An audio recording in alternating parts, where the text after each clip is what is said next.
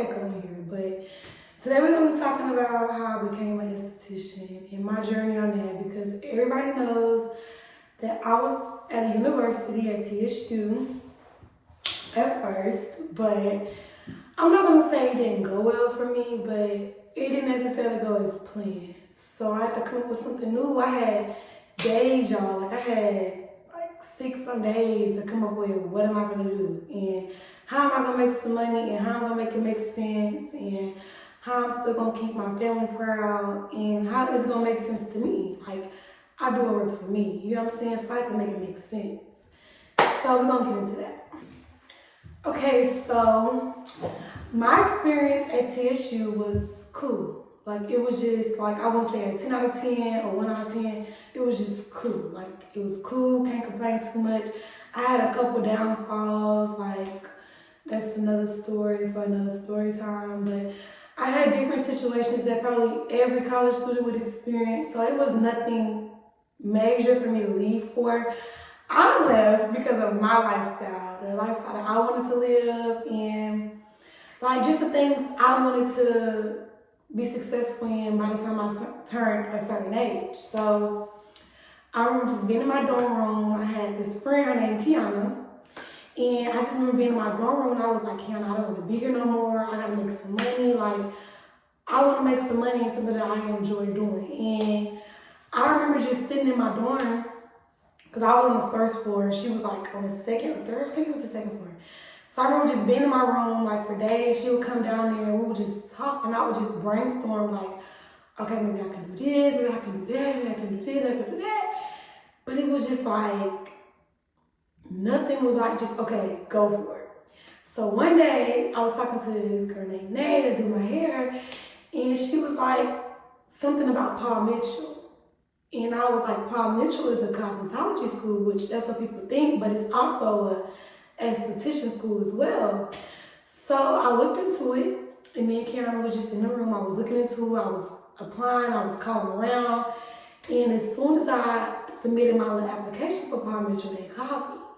So when they called me, I'm like, okay, yeah, like they all in, I'm all in. Like keep in mind, I really didn't like know too much about skin, but I was always interested in like the beauty industry period, like makeup, modeling, hair, fashion, like that was just me. I've always been interested in things like that. So I was like, okay, I'm gonna check it out. So keep in mind, my family did not know that I was debating about leaving college then. I didn't tell anybody. Like, only person that knew was my hairstylist and Kiana, not even my roommate. Nobody knew.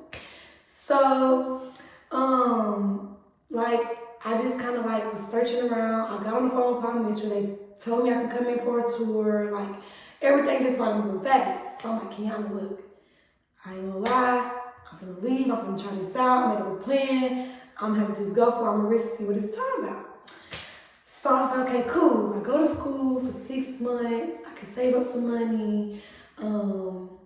I could do makeup, I could do skincare, I could do waxing. I really was trying to do waxing. Skincare was not in it. Like, I was like, okay, maybe they're going to teach me lashes, this and that. I'm cool with waxing. I want to wax. I'm cool with that. So, I'm like, cool. They said I could either do full-time or part-time. Part-time was 12 months. Full-time was 6 months.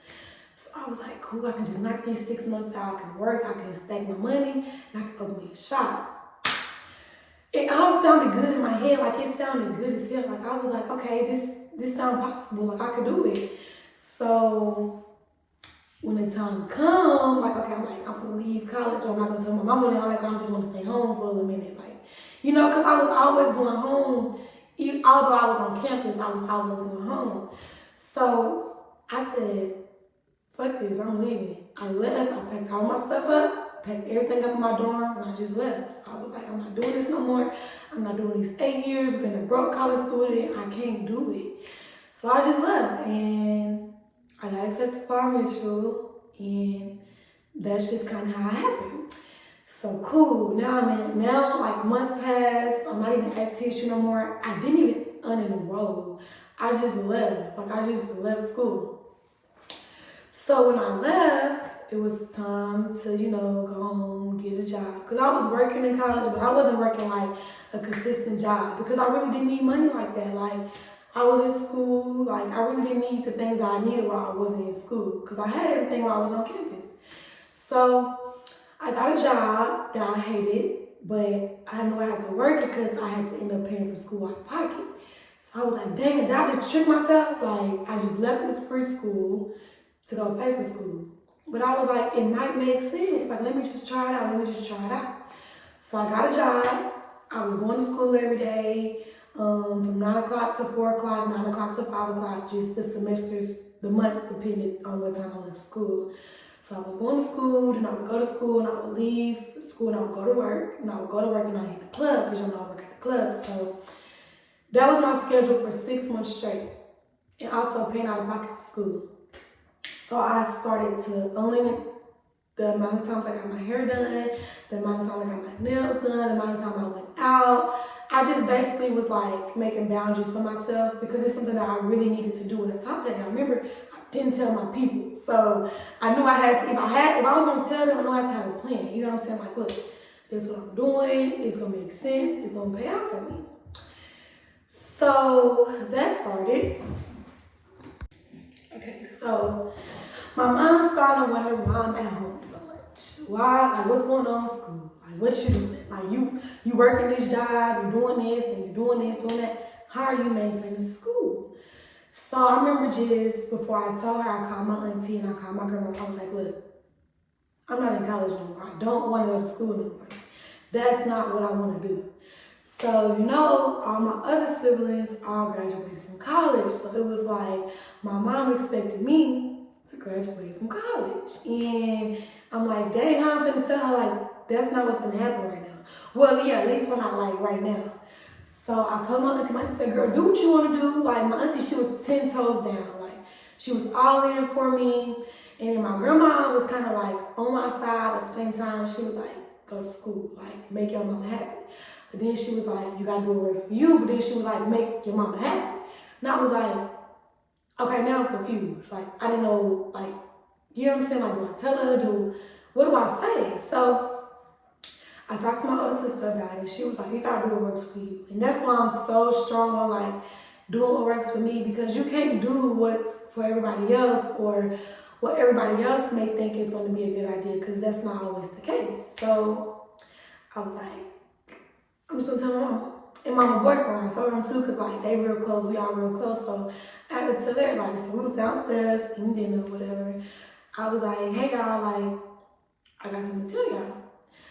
I was like, I'm not gonna be in school anymore. I'm gonna do this, and this, and then I'm gonna have this.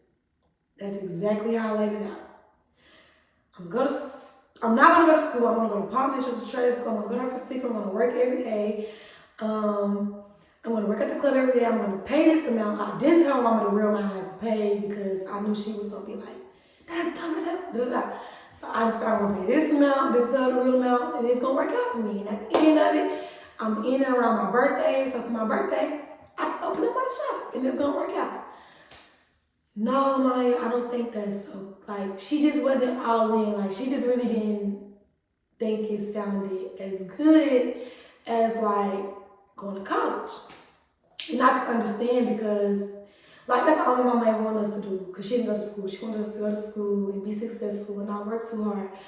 And I'm right here telling her, like, look, like, this is what's going to work for me. Like, it's going to work. Like, just stay down with me. Like, just help me stay down. And her boyfriend was like, he always on my side, but he just felt like in that situation, like when it comes to school and lifestyle, he kind of felt like he had to be on my mom's side but support me. So it was him again. Him and my grandma was in the middle, my auntie and my mom.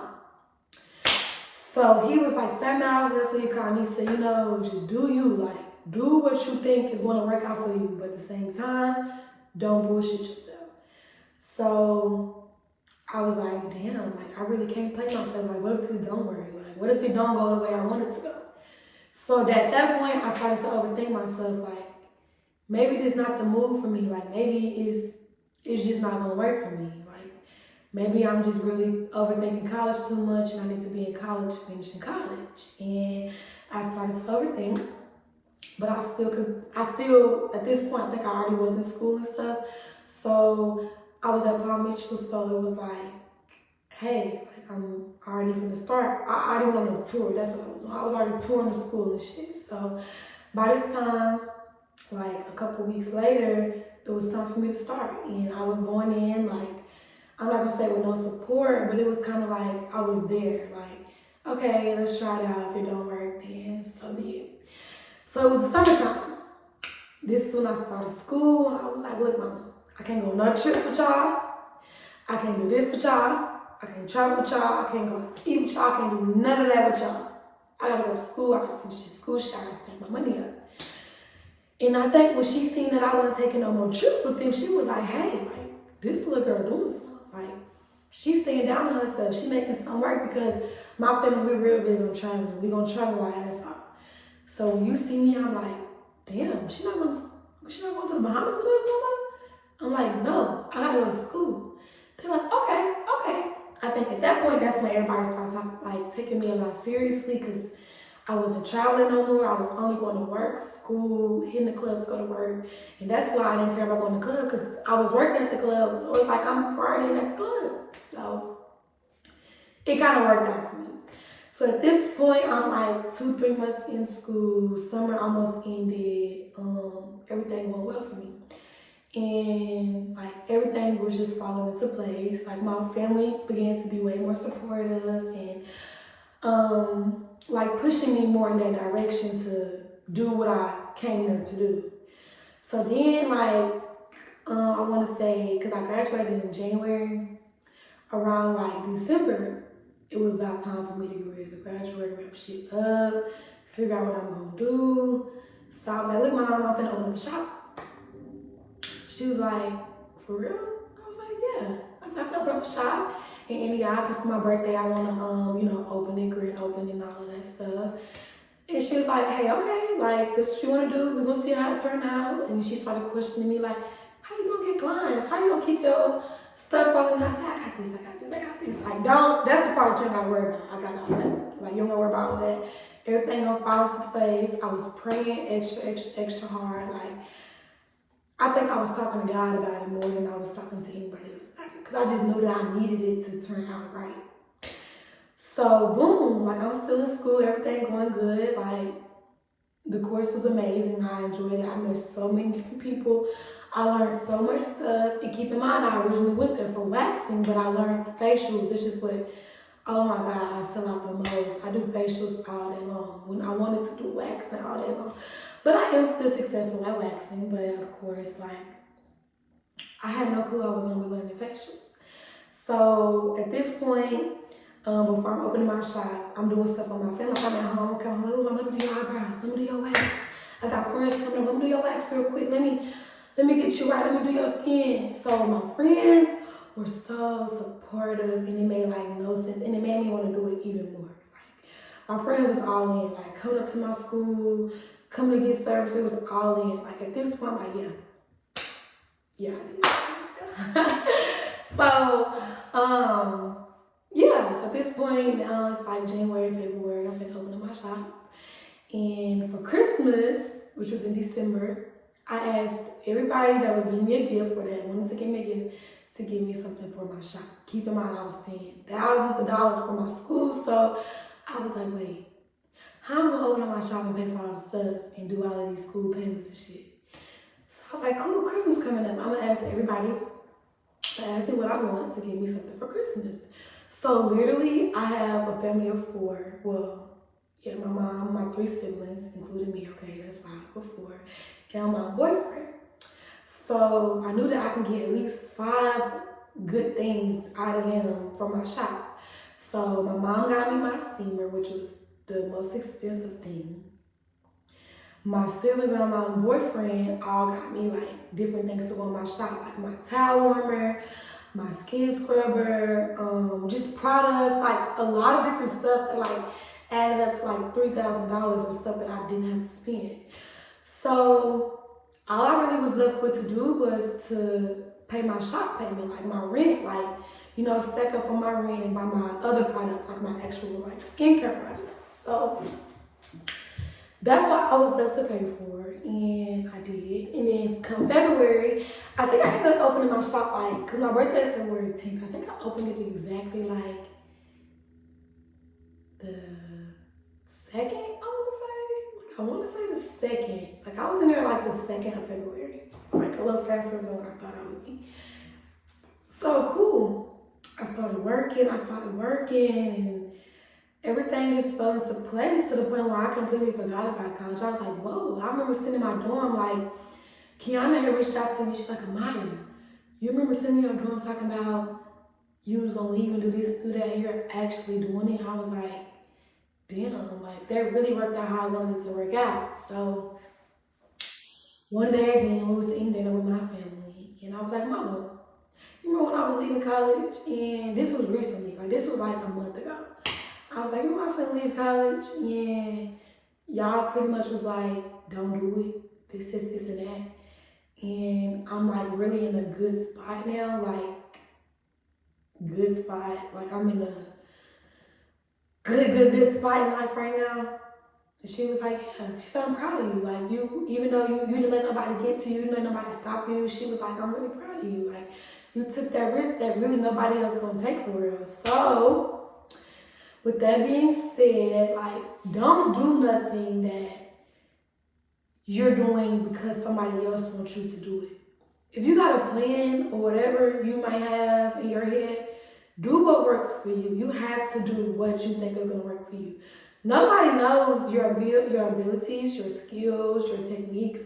Nobody knows what you're capable of but you. So you got to do that. Like, you got to do what works for you. You got to stack. You got to save. You got to be down on yourself. You got to quit going now. You got to put things that you want to do after the things that you need to do, because time is ticking. Like, everybody might say, like, we young and we don't need to be rushing this.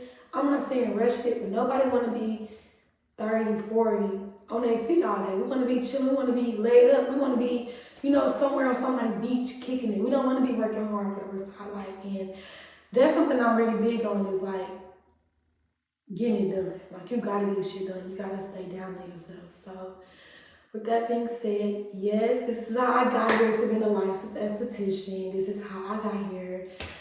Just wanted something else to do. And college really wasn't working out how I wanted it to work out. Like, I'm really not the smartest person. Like, when it comes to books and stuff, I'm not the smartest person. So I knew, like, 8 years from now, I probably was going to be just done graduating school. I really wasn't going to be that successful at that. Just probably at the things that I wanted to do. So I had to come up with something new. So yeah, that's my journey. Thank y'all for watching me. Chasing running laps, we just been to get it back. And you know we coming for it. It ain't shit, just do the math.